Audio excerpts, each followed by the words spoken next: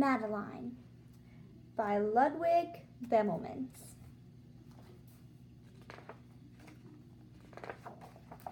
Madeline. In an old house in Paris that was covered with vines lived 12 little girls in 2 straight lines. In 2 straight lines, they broke their bread and brushed their teeth and went to bed. They smiled at the good and frowned at the bad.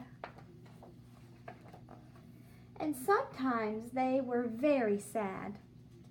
They left the house at 9:30 in 2 straight lines, in rain or shine.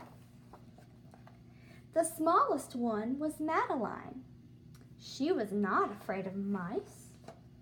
She loved winter, snow, and ice. To the tiger in the zoo, Madeline just said, "Poo-poo."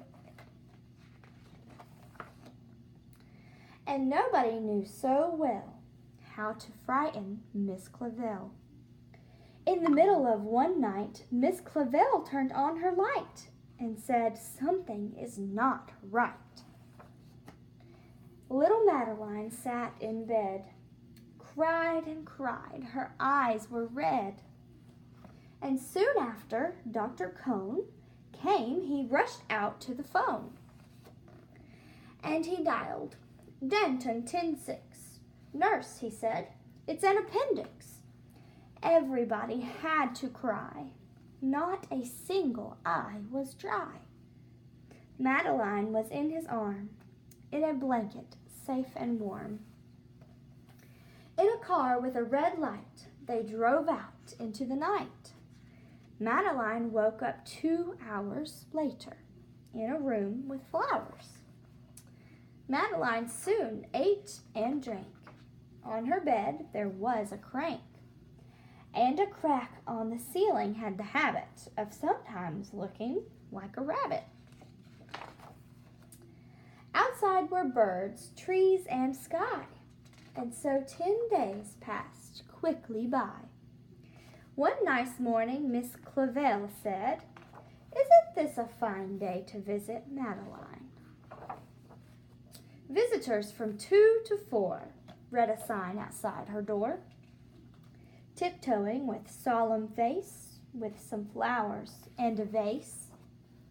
In they walked and then said, "Ah," when they saw the toys and candy and the dollhouse from Papa. But the biggest surprise by far, on her stomach was a scar. "Goodbye," they said, "we'll come again." And the little girls left in the rain. They went home and broke their bread and brushed their teeth and went to bed.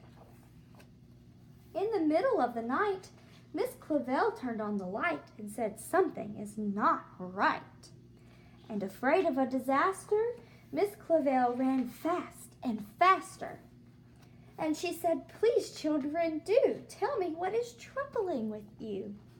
And all the little girls cried, "Boo-hoo, we want to have our appendix out too."